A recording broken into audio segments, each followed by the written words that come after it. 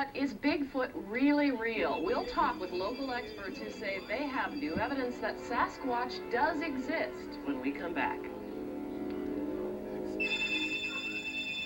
Some say the mystery stretches the limits of our imagination. Others insist the Bigfoot legend is based on the life of a creature that's alive and well and living in the Northwest. Reporter Grant McComey says there is new information that just might make you a Bigfoot believer. From a distance, the countryside of Oregon's Mountainwood Forest offers serene invitation to explore. Days between rain showers when you can't help but walk and wonder. But these days, there's a new book on the block that may give you pause to reconsider. The first scientific text to make the case for an 8-foot giant creature called Bigfoot, our Northwest neighbor. At the moment, I have something like 85 different casts of hand and feet. Author Grover Krantz of Washington State University makes his case with these rows of plaster footprints, some reaching 18 inches. Hard evidence, he says, that something really big lives with us. Large, bipedal, that is two-legged, wild animal that lives at least in the Pacific Northwest, possibly other parts of North America. Roughly human body form, but probably weigh 800 pounds or more. Krantz's scientific case may have a long road to hoe. Too many Bigfoot stories with big headlines have been connected with fraud or hoax. It doesn't flabbergast you when you first see him. Krantz doesn't stand alone. Although biologist Jim Hukin has never seen Bigfoot, When you first see those trash like that, you know, you can't believe it. the footprints he, wife Dorothy, and friends have collected are signs they say don't lie. The average stride was 55 inches. The average. Krantz and Hukin agree there could be an estimated 100 million tracks out in the woods. So, why haven't we seen one made them? Good question. Bothers me, too. Because there's no hard evidence in the way of bones even, or a skeleton. We have the best evidence we had on photo is Patterson's film. The Patterson film, made in October of 1967 by Roger Patterson of Yakima on a trip into Northern California. Krantz says this was impossible to fake. The only way you could fit a human in there is to get a 6.5-foot tall man and break his arm and introduce a fake shoulder joint there. And I'm sure nobody was going to submit to that. Taking uncollaborated eyewitness evidence as hard evidence as opposed to subjective evidence. Skeptics say all the evidence collected today, footprints, eyewitness sightings, even the Patterson film, now some 25 years old, could be fake. And I think people need to be able to make the judgment between the two. Then if they elect to believe in Bigfoot, I don't think there's a particular harm in that. Still, Krantz knows his challenge.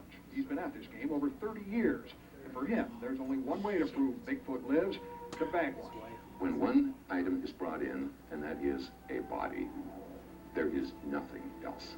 The best photographic evidence in the world will be just summarily dismissed as fake. But predicting it is like predicting when you're going to get hurt in a car crash. Tomorrow on our news at 5 o'clock, we'll hear from people who claim that they have actually seen Sasquatch and how they think it changes them forever. Are you a believer? Well, I'd go with Grover. Yeah. Okay. Are you? No, I'm not. It's real. But first, here's another look at today's teleport.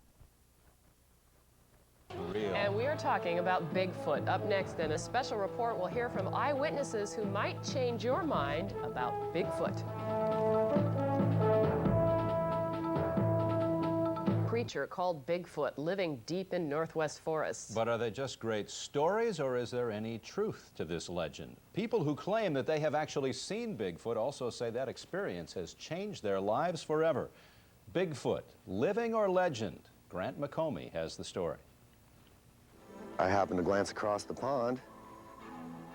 It was just sitting there. It was funny, and I looked up on the hill a little farther, and there were 2 more sitting there. Did they notice you at all? Yeah. The one sitting at the tree was constantly watching me. Didn't move, though. Didn't make him move. It was something else. Something else for friends and family, too. For some, never quite believed Kris saw Bigfoot. Unlike anything I'd ever heard, it was unusual, and it scared me. Outdoor writer Bill Monroe doesn't believe in Bigfoot, plain and simple. But this past summer in the Wallowa Forest, the mother of all screams raised a hair on the back of his neck. It wasn't particularly high-pitched, but it was very guttural and throaty, and had a lot. You could tell that there was a lot behind it. Trouble is, for every unexplained case, there's one, two, or more that are. Damn, there it is. For example, Paul Freeman is a very lucky man. He's seen Bigfoot lots of times, captured their tracks too, even captured him on video. If you look right in the center of your screen, you'll see a dark, fuzzy blur. That's Bigfoot. I've been waiting 10 years for this. That's it for sure. Looks to me pretty much like a person in a suit.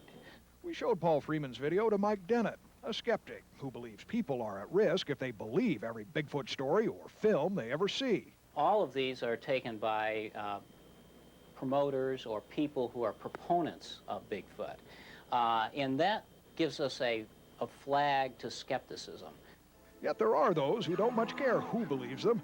They've seen Bigfoot, and they accept it, and they live with a memory. Gut reaction, I think it was special. Probably a lot of wonder. Brought a new aspect into my life that is hard to explain.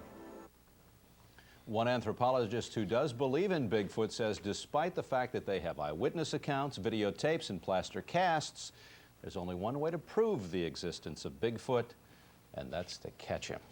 Good luck. And that will be a news story. We might cover that one.